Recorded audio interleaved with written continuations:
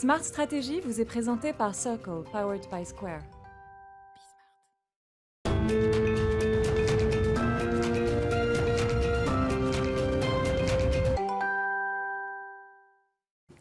Les amis, on est de retour. Smart Stratégie, l'émission qui, comme son nom l'indique, va décrypter une stratégie d'entreprise, en l'occurrence celle de Maisons du Monde. Gus est avec nous, le patron fondateur de Circle Stratégie. Bonjour Stéphane. Salut Augustin. Et donc, Maisons du Monde, Julie Valbaum qui est avec nous. Bonjour Julie. On est absolument ravis de vous recevoir, de te recevoir, puisque on se tutoie ici dans cette émission. J'ai jamais bien compris pourquoi, mais enfin bon, on décide de... D'habitude, c'est la tech.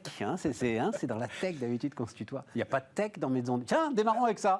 Est-ce qu'il y a de la tech dans Maisons du Monde ? Il y en a de plus en plus, Stéphane, puisque 50% des ventes de Maisons du Monde sont aujourd'hui passées sur des devices digitaux.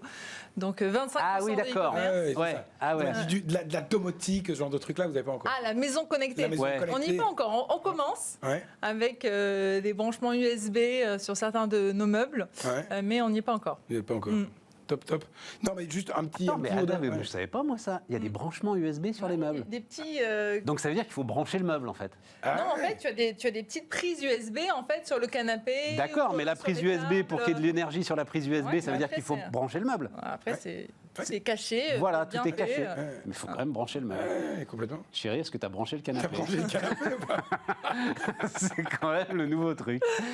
Bon, vas-y Augustin, qu'est-ce qui t'intéresse dans Maisons du Monde ? De quoi est-ce qu'on va parler ? 3 chiffres quand même pour cadrer un peu Maisons du Monde. 1,2 milliard, une boîte qui existe depuis 96, 96 en belge. Toi, t'es arrivé là-bas en 2018 et depuis 2018, vous avez fait presque x2. En fait, je suis arrivé en 2014. 2014, autant pour moi. Effectivement, la boîte faisait 600 millions d'euros de chiffre d'affaires. Et j'ai pris la direction générale en 2018 et en 2019, elle faisait effectivement 1,2 milliard, donc doublement de taille en 5 ans. Pas mal. C'est même très spectaculaire. Ah oui, c'est complètement dingue, oui. Oui, effectivement, Maisons du Monde, c'est une histoire de croissance, puisque effectivement, en près de 25 ans, on est passé de 0 à 1,2 milliard. Alors, c'est vrai que ça a été... Non, mais juste un mot, parce que je le précise pour ceux qui... Ça a été une histoire de croissance boursière aussi. Très spectaculaire au moment de l'introduction en bourse de Maisons du Monde. Et puis, et c'est là où l'histoire boursière, en fait, peut fausser la perception qu'on a d'une entreprise. C'est-à-dire que boursièrement, les choses, après, se sont un peu dégradées. Mais ça, c'est des histoires de financiers, finalement. Et c'est pas forcément lié, on le regrette parfois, mais c'est pas forcément lié à la réalité de l'activité de l'entreprise, qui, elle, a quand même, alors pour le coup, connaît une croissance de dingue. Effectivement. Sur un univers qui... Attention, c'est quoi la croissance du marché du meuble aujourd'hui en France ? C'est 2-3% par an, je parle sous ton contrôle Oui, c'est effectivement un marché qui est flat. Ouais, voilà, gros, effectivement, avec une faible croissance au niveau européen, d'ailleurs, pas que de la France. Et effectivement, c'est là où la bourse, en fait, réconcilie des éléments externes et des éléments internes de l'entreprise. Et donc, cette valeur boursière, elle est à la fois dépendante de la macro dans laquelle l'entreprise opère, aussi des pairs boursiers et des lectures que l'on peut faire d'entreprises que l'on juge similaires, qui viennent effectivement impacter un cours de bourse, alors que les fondamentaux de l'entreprise peuvent raconter une histoire tout à fait différente.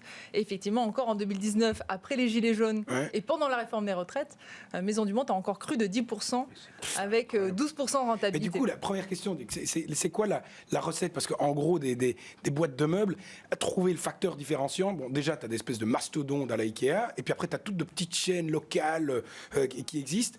C'est quoi le fait ? Qu'est-ce qui s'est passé dans Maisons du Monde pour avoir une croissance pareille dans un marché qui est flat ? C'est quoi s'il y a un truc, pour toi, c'est quoi ? L'innovation. Maisons du Monde, c'est une histoire d'innovation. Déjà, dès le départ, le fondateur, Xavier Marie, que je salue amicalement, qui est une personne extraordinaire, a dit, en fait, moi, je vais faire de la décoration pour tous. La mission de Maisons du Monde, c'est démocratiser la décoration avec du style dans le respect de la diversité des goûts de chacun. Je vais faire du multistyle et je vais aller sourcer directement en Asie. En 96, pas beaucoup en fait le faisaient. Il est directement chez les fournisseurs. Il a eu du coup des prix incroyables. Il s'est lancé dans la décoration comme ça pendant quelques années.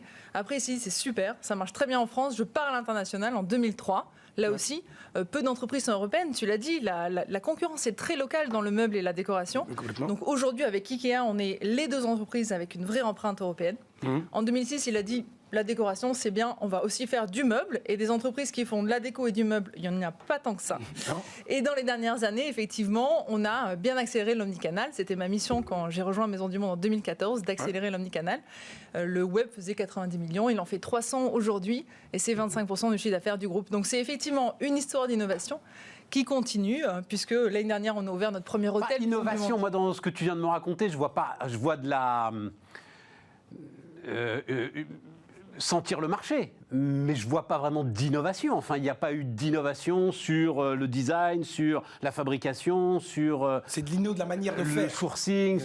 Où est-ce que tu mets de l'innovation? L'innovation, à chaque fois, c'est d'être un peu en avance sur son temps. C'est pas D'accord. d'être rupturiste, mais à chaque fois qu'une nouvelle catégorie de produits ou un nouveau périmètre a été lancé, c'était un peu en avance du temps du reste du marché. D'accord. Ok. Voilà. Mais en termes de, comme le dit Gus, en termes de go-to-market, C'est ça. pas en termes de fabrication. Enfin, il n'y a pas d'innovation particulière. Technologique. Même design. Parce Enfin, que tu vois, Ikea a innové quand ils commencé à faire des meubles montables avec trois oui, vis, ou une bibliothèque. même en termes de design, ce qu'a pu faire Habitat à une époque. Enfin, voilà, là, on est sur... vous allez sourcer en Asie, comme vous le dites. Mais on est effectivement encore très innovant, même dans notre conception de produit. Aujourd'hui, beaucoup de nos meubles sont des alliages de bois et de métal avec des incrustations, des savoir-faire que l'on d'ailleurs ne trouve plus en Europe. C'est aussi pour ça qu'on source en Asie, parce qu'on va chercher des matières premières exotiques, mais également des savoir-faire de martelage, d'incrustation, de sculpture qui ne sont plus en Europe. Donc aujourd'hui, on arrive à faire une forte croissance tout en gardant un savoir-faire semi-artisanal et des techniques qui sont effectivement de plus en plus rares aujourd'hui. Donc l'innovation, c'est de faire ça à grande échelle en maintenant la qualité et la responsabilité. Et du coup, quand on parle de production, est-ce qu'aujourd'hui vous avez vos usines à vous ou bien que tout est sourcé à l'extérieur? Comment ça se passe? Alors, on a une usine à nous. En fait, la logique de Maison du Monde, c'est d'être sur une proposition de valeur avec une dimension d'intégration relative à chaque étape de la création de valeur. On parle beaucoup de ces fournisseurs qui essaient d'avoir un accès direct au consommateur. Et donc, cette thématique d'intégration, c'est effectivement au cœur de la création de valeur. Et donc, de la fabrication jusqu'à la distribution, on a des niveaux différents d'intégration. Au niveau de la production, on a une usine au Vietnam qui connaît une très forte croissance et qui est notre laboratoire à la fois pour comprendre la maîtrise et maîtriser les coûts de fabrication, les coûts de matière. Et aussi, c'est notre laboratoire de qualité, de conception. Aussi, on a aussi développé toute l'offre modulaire, les tables. C'est plus une usine de R&D, quoi, presque. Oui, de R&D, qui est aujourd'hui un de nos premiers fournisseurs, mais qui nous permet effectivement, là aussi, d'être un peu en avance sur la qualité, la responsabilité. Nous, on est de plus en plus engagés dans une démarche RSE. On a testé au Vietnam des peintures à l'eau, bien en avance des réglementations, pour justement, derrière, aller voir nos fournisseurs et dire, en fait, on sait le faire, pourquoi pas vous? C'est ça. Parce que quand tu regardes le Attends, mais si on peut continuer, parce que tu dis intégration de différents stades. Oui. Donc, OK, une usine au Vietnam, d'accord. Et ensuite la marchandise arrive à Marseille dans nos entrepôts. On a un gros site d'entrepôt qui distribue l'ensemble de l'Europe, à la fois nos ventes magasins et aussi nos ventes online, qui nous donnent d'ailleurs une force et une agilité extraordinaire aujourd'hui. à Marseille. Oui, près de Marseille. Ah, oui. Et on va ouvrir un autre entrepôt, on a décidé de l'ouvrir en France également, près de Rouen, d'ici 2022-2023. Donc une Comme ça, ils peuvent jouer entre les mouvements de grève des dockers, tu vois. Un coup Marseille, un coup Le Havre, voilà, on est... Pardon. Voilà. Non, mais c'est vrai que, j'avoue, c'est assez rare, enfin c'est bien d'ailleurs, mais des gros acteurs sur le port de Marseille, il n'y en a plus beaucoup, donc voilà. On est un des premiers clients, effectivement, du port de Marseille. Ah ben voilà. Effectivement. C'est important pour nous, et c'est aussi pour ça qu'on maintient avec bonheur notre implantation en région, puisque le siège est basé à Nantes. Mais pour revenir sur les entrepôts, on a donc ces deux entrepôts et notre logistique complètement internalisée, intégrée. Et ensuite, on a des magasins qui sont aujourd'hui complètement propres sur l'Europe. On a quelques magasins au Moyen-Orient, dans les dom-toms en franchise, mais sinon notre modèle retail est complètement intégré. Et aujourd'hui, on fait la bascule un peu inverse sur la fin de chaîne, puisqu'on a ouvert cette semaine notre marketplace sélective. Donc là aussi, c'est l'innovation. Un créateur fabricant, distributeur qui devient une marketplace pour d'autres. Alors attends, d'abord, logistique, là je suis surpris, parce que je comprends les boutiques contrôle de la vente de son propre produit, mais la logistique, à quoi ça sert d'internaliser la logistique? Demain, la supply et la marque seront vraiment les deux atouts majeurs pour une entreprise de retail. Avec une digitalisation qui s'accélère, avec une volatilité qui, à mon avis, est là pour durer, la maîtrise de la supply de bout en bout est vraiment très importante. Ça coûte cher, hein? Ça coûte cher, mais on le voit en expérience client, on le voit en coût, on le voit également en agilité, comme je le disais. Notre deuxième entrepôt, là aussi, sera un des premiers en Europe à avoir toute une partie mécanisée qui va permettre justement, typiquement, l'optimisation des palettes à travers la robotique et de l'intelligence artificielle pour être au juste coût, au juste temps. Oui, parce que c'était mon autre question, et après je te laisse, mais très très courte sur la supply, parce que, alors, enfin, il se trouve que le sujet me passionne. Il y a des investissements, mais énormes, massifs, qui sont faits par les gros acteurs quand même de la logistique. Et donc, pour rester dans le rythme, ça veut dire que vous aussi, vous avez un programme d'investissement qui va faire en sorte que votre propre logistique va être à la hauteur de ce que peuvent faire aujourd'hui les gros acteurs. Oui, il faut bien savoir où est l'ADN de chaque entreprise et où sont ses forces. Aujourd'hui, Maisons du Monde, c'est un des acteurs majeurs dans ce qu'on appelle la livraison à deux, donc la transport du gros et la logistique du gros. Et aujourd'hui, des grandes places de marché que nous ne nommerons pas deviennent effectivement de mieux en mieux équipées, mais c'est un transport et une logistique très particulière. Le canapé, l'armoire, de la même façon que le miroir ou le verre de table. C'est une diversité en fait de typologie qui fait qu'on doit avoir un appareil en fait logistique très agile, capable de gérer le gros comme le petit. Et effectivement, on n'a pas trouvé chez nos prestataires. Donc tes deux piliers, tu disais, c'est une marque et de la logistique, et en fait, tu préfères avoir la main mise sur ta logistique qu'avoir tes usines à toi, quoi. Oui, parce que c'est stratégiquement, c'est intéressant, quoi. Super intéressant. En fait, je crois véritablement aux écosystèmes. Je pense que dans le monde d'aujourd'hui et encore plus de demain, on a besoin d'avoir une logique très très ouverte et à nouveau d'être très clair sur son ADN et ses points de force et là les maîtriser complètement. Pour nous, c'est en partie la création. On a quand même 15 000 produits dont une très très grande partie est créée par nos stylistes. Donc c'est la création, la marque, on pourra y revenir. Donc ça, c'est très important de l'avoir 100% intégré. Et puis après, effectivement, production, distribution. Distribution sur le retail. Aujourd'hui, le magasin, c'est un vecteur de marque très très fort. Donc l'exécution en magasin est très importante pour que la marque soit incarnée correctement. Donc nous avons choisi d'avoir un modèle retail complètement intégré. Et aujourd'hui, ce magasin est très fort dans l'expérience client. Les 3/4 de nos clients voient le magasin comme un lieu d'inspiration. Donc ça, c'est très important. En revanche, online, le monde est infini. Les consommateurs en ligne, ils veulent plus de choix. Donc aujourd'hui, nous, on fait le choix de nous asseoir sur la création et l'inspiration qui sont vraiment au cœur de notre ADN. Cette inspiration, elle peut se faire à travers nos produits, mais aussi à travers une sélection de produits tiers.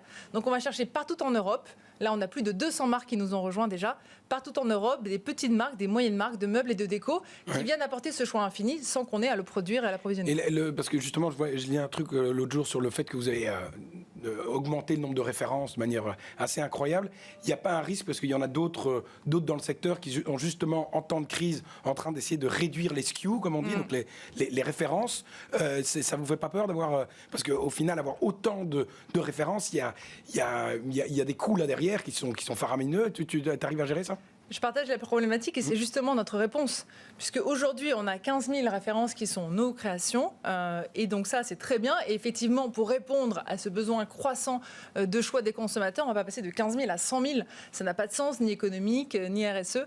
Donc l'idée, c'est comment je peux apporter ce choix de la façon la plus efficace possible. La marketplace, c'est la réponse, puisque ces produits, ils existent. C'est juste qu'aujourd'hui, ils n'ont aucune vitrine marketing, parce qu'aujourd'hui, beaucoup se fait sur le digital. Nous, on a une puissance digitale très forte. On a 10 millions de visiteurs uniques par mois sur notre site. On vient apporter cette vitrine marketing à tous ces produits et derrière, la logistique est assurée par les marques elles-mêmes qui approvisionnent le client. C'est ça. Le prix le prix, c'est... Enfin, comment est-ce qu'on fait le pricing une fois qu'on a raconté tout ça ? Comment est-ce qu'on fait le pricing entre Ikea et, je ne sais pas moi, je ne connais pas assez le marché du meuble pour vous citer une marque qui est très très chère, mais... Alors notre positionnement, c'est vraiment d'être sur de l'inspirationnel accessible. Donc quand on regarde le marché, il y a des clients qui veulent des produits fonctionnels et vraiment au meilleur prix possible. Relativement, enfin pas forcément avec beaucoup de style et pas une qualité incroyable, vraiment le basique pas cher. Ça, c'est un marché qui est différent du nôtre. Le nôtre, c'est vraiment d'aller chercher des clients qui sont fans de déco. Nos clients adorent la déco en général. Ils vont aller chercher du style, de la qualité à des prix raisonnables. Donc nous, on est vraiment sur un leadership de rapport qualité-prix au niveau du prix, on se situe entre un Ikea et un Habitat. Intéressant. Plus proche d'un Non, Ikea mais qu'un Habitat, juste un mot, ça aussi, parce qu'il faut le dire, parce que on décrit quand même beaucoup l'économie depuis 10 ans comme un sablier. C'est-à-dire, normalement, au milieu de gamme, tu n'as plus rien. Voilà. Et vous, de la même manière, par ce positionnement très intéressant, vous arrivez en fait À élargir le sablier. à élargir ce sablier et à rester au milieu de gamme, qui est normalement l'élément sinistré. Exactement, et c'est Très, très fort. Oui, parce qu'en gros, ce que tu es en train de dire, c'est que tu avais un marché qui était X, et tu as tous les mecs qui achetaient du pas cher, qui tout doucement, en fait, se dirigent vers chez toi, quoi, parce que ton marché, il n'a pas bougé, tu deviens prendre des parts. En fait, je crois que le marché se polarise de plus en plus, en fait. Et la maison restera un sous-jacent dynamique, et d'autant plus demain avec le développement du télétravail. C'est clair. Mais il y a effectivement de plus en plus d'alternatives. Donc, ceux qui voulaient vraiment du basique pas cher et qui avant avaient une enseigne, 2 enseignes, aujourd'hui avec le online, le développement des places de marché, mais aussi les discounters qui essaient eux-mêmes de monter en gamme, en fait, viennent occuper et créer une concurrence très importante sur ces entrées de gamme. À l'autre bout du spectre, il y a le luxe ou le super premium, avec des marques plus haut de gamme que Habitat, qui ont leur dynamique, mais qui sont sur un marché de plus en plus restreint, parce qu'il y a de plus en plus quand même d'arbitrage de pouvoir d'achat. Donc en fait, au milieu, il y a effectivement ce jeu qui n'est pas si facile, parce qu'il faut arriver à trouver ce bon équilibre. Je confirme, il n'y a pas grand monde au milieu. Mais effectivement, Dans où il y a tous les une secteurs, vraie place à prendre. Et aujourd'hui, à nouveau, en Europe, Ikea et nous sommes les 2 marques référentes de cette accessibilité, de cette démocratisation de la déco. Ikea, que l'on respecte et admire infiniment, évidemment, sur un aspect plutôt fonctionnel, et nous sur un aspect plutôt style, fun, convivial, original, avec nos collections créées par nos stylistes. C'est ça. Et est-ce que tu vois un Ikea qui commence à marcher tout doucement sur tes plates-bandes? Parce que la déco Ikea, il va de plus en plus, hein, quand tu... Il y est, de toute façon, il y est, et c'est très bien. Vous savez, nous, les magasins qui marchent le mieux dans notre réseau, ce sont les magasins qui sont sur le parking lot d'Ikea. Parce qu'effectivement, nos clients le voient vraiment comme des enseignes très complémentaires. Donc, ils peuvent avoir une partie de leur équipement très fonctionnel chez soi, Ikea, mais pour les salles de réception, par exemple, pour les endroits où ils veulent se faire plaisir, le petit coup de cœur, le coup de plaisir, c'est Maison du Monde. Alors, j'ai un petit sujet, moi, parce que Maison du Monde, le nom, dès le départ, portait bien une notion d'ouverture à toutes les cultures, etc. Il se trouve que, on ne va pas commenter ça, mais la société est en train d'inverser ses valeurs. Et qu'aujourd'hui, on pourrait vous accuser d'appropriation culturelle. Voilà. Ces valeurs sont en train de s'inverser par rapport au moment où, effectivement, la société a été créée. Donc, je vois que vous entendez la question, que vous la comprenez. Donc, c'est-à-dire que c'est un sujet auquel vous réfléchissez ? En fait, je suis d'accord et pas d'accord. C'est-à-dire qu'effectivement, il y a un mouvement qui encouragerait certaines marques et une préoccupation légitime de la production locale. Et ça, je l'entends complètement. Et puis, il y a aussi, notamment dans les jeunes générations, au contraire, une accélération de l'ouverture, d'une conscience élargie, etc. Donc, en fait, la problématique que vous posez, c'est la problématique de la fabrication. OK, c'est chouette d'être une entreprise responsable, mais en fait, quand on produit 90% en Asie, est-ce que c'est vraiment légitime d'avoir ce discours ? Oui. Pour plusieurs raisons. D'abord... Là, on sent... Les questions, les réponses. Non, mais l'argumentaire a été bossé. Tu vois, là, tu sens que... Maison du Monde... Il y a eu... Bon, les gars, qu'est-ce qu'on dit sur... C'est vrai que c'est une Vous ne question qu'on me pose sortez pas souvent. de cette salle tant que j'ai pas une réponse cohérente. Pardon, La Julie, réponse pardon. me passionne parce que souvent, en fait, on peut être amené à donner le raccourci. Enfin, tant que vous n'aurez pas rapatrié votre fabrication en France, Là, vous pourrez vous rien dire. clamer Berne, mais en fait, je porte quand même le chemise. Et en fait, bon, déjà... nous, notre proposition de valeur Maison du Monde, c'est effectivement d'apporter des savoir-faire artisanaux régionaux à des clients européens. Comme je le dis tout à l'heure, ces savoir-faire, pour beaucoup, n'existe plus en Europe. Donc déjà, c'est effectivement ça, aujourd'hui, cette proposition de valeur. Nous, aujourd'hui, on est très transparent. Donc la très, très, très grande majorité de nos étiquettes portent le Made in. Donc vraiment, nous, on est dans un discours d'honnêteté et de transparence. Après, la question, c'est effectivement comment on le fait de la façon la plus responsable possible, au-delà d'aller chercher des savoir-faire et des matières premières qui sont exotiques. Donc ça ne crée pas de sens de transporter la matière pour créer la valeur en Europe. C'est comment on le fait, effectivement, de façon responsable. Au niveau de l'environnement, c'est effectivement le faire voilà, avec des codes de production qui sont évidemment strictement respectés et aussi avec un soutien des populations locales. On a une fondation depuis 2016 sur la reforestation. Parce qu'en gros, la relation que tu as avec tes producteurs, c'est à la Nike. C'est que tu as un cahier des charges, les mecs, ils les respectent. Toi, tu as ta petite usine là-bas où tu fais la petite, non, visiblement, elle est grosse, c'est ça, c'est votre premier fournisseur, l'usine du Vietnam. C'est un de mes premiers fournisseurs. Ouais, mais effectivement, on a des centaines et des centaines de fournisseurs. Voilà, donc tu as ton usine qui est là, où tu fais ta R&D, tu sais construire des bons cahiers des charges, tu leur dis et tu dis, voilà, ça c'est ce que je voudrais que tu produises. Comment est-ce que tu t'arranges pour pas tomber dans les travers que Nike a connus, sur lesquels ils essaient un peu de redresser maintenant, mais de garder cette notion de maison du monde respectable, vert et tout ce qui va avec. Parce alors, que c'est un effort de tous les instants. La relation avec tes fournisseurs, elle est forte, c'est ça la question. En arrivant au port de Marseille, déjà, tu peux démontrer que tu es très inclusif. Voilà. Non, mais effectivement, l'ancienneté moyenne de nos partenariats fournisseurs, c'est un peu moins de 10 ans. Donc, effectivement, on les accompagne dans la durée. Et on essaie d'innover une fois de plus avec eux. Par exemple, on organise des conventions en Chine et en Inde, qui sont nos 2 grands pays producteurs, où on réunit nos fournisseurs pour qu'ils s'enseignent entre eux les bonnes pratiques en alliant en fait la bonne pratique environnementale et sociale à la performance économique. Typiquement, en Inde, l'année dernière, il y a eu la meilleure intervention, c'était cette petite productrice indienne qui expliquait à tous ses collègues indiens qu'en fait, elle avait changé son mode de recrutement. Elle était passée de l'équivalent de CDD et de travail temporaire à des CDI. Elle avait ainsi abaissé son turnover et produit de la meilleure qualité et avait doublé en fait ses commandes avec ça, c'est des trucs que toi, tu mets en place avec tes fournisseurs. Donc, on les met en place dans chacun de nos grands pays. C'est intéressant. Donc, tu as été une relation assez... c'est génial. Mais ma question était moins sur le fabriqué en France que sur, encore une fois, en gros, c'est ce qu'on voit arriver partout. Mais peut-être, et tu vas me répondre que non, pas pour toi, ce qui veut dire que c'est juste un épiphénomène et... disons-le, tant mieux. Mais en gros, laissons l'art tropical dans les tropiques, laissons l'art africain en Afrique, l'art amérindien aux Indiens. Enfin, voilà, c'est cette histoire d'appropriation culturelle là, qui fait que tout à coup, on n'aurait plus le droit d'avoir un bel objet africain chez soi. Enfin, je résume comme ça. Alors, non, c'est pas encore un sujet pour vous. Nous, on le voit pas. Au contraire, vous savez que Maison du Monde, au départ, c'est très ethnique et exotique. Et mais puis, oui, c'est pour ça. Voilà, on s'est développé vraiment sur le multistyle. Aujourd'hui, le contemporain, le vintage et l'industriel sont nos 3 thèmes majeurs. Ouais. Mais typiquement, tout ce thème exotique et ethnique est en train justement de revenir en fait sur le devant de la scène. On a, je trouve, au contraire, cette sensibilité avec aussi tout le goût des matières naturelles, le retour à la nature. Mais donc les deux chez nous marchent très bien. Dans le sujet, pour garder ce positionnement-là, toute la partie seconde main, parce que la consommation de meubles, c'est quand même un truc qui est consommateur de CO2. Je sais, Ikea s'est lancé récemment. Le positionnement du recyclage, enfin vraiment du seconde main, est-ce que c'est quelque chose que vous commencez à regarder ou pas ? Ouais. Absolument. La gestion de la fin de vie, c'est un enjeu majeur pour le meuble. Et juste pour mettre les choses en perspective, nous, on a demandé à un organisme indépendant d'évaluer notre empreinte carbone globale. Ouais. Donc, la première source, évidemment, ce sont nos produits. Dans cette empreinte globale, le transport Asie-Europe, dont on pourrait se dire, oh là là, c'est vraiment énorme, c'est 10%. Ouais, parce que c'est en bateau. Exactement. Ouais. Alors que les produits, c'est plus de 60%. Donc on voit bien, en fait, les deux enjeux. Et là où tu dois les tacler, quoi. Voilà. Et la fin de vie, c'est aussi à peu près 10%. Donc on voit bien que dans la relative importance des enjeux, cette gestion de la fin de vie, elle est très importante. Pour moi, elle est fondamentale. Donc qu'est-ce que l'on fait ?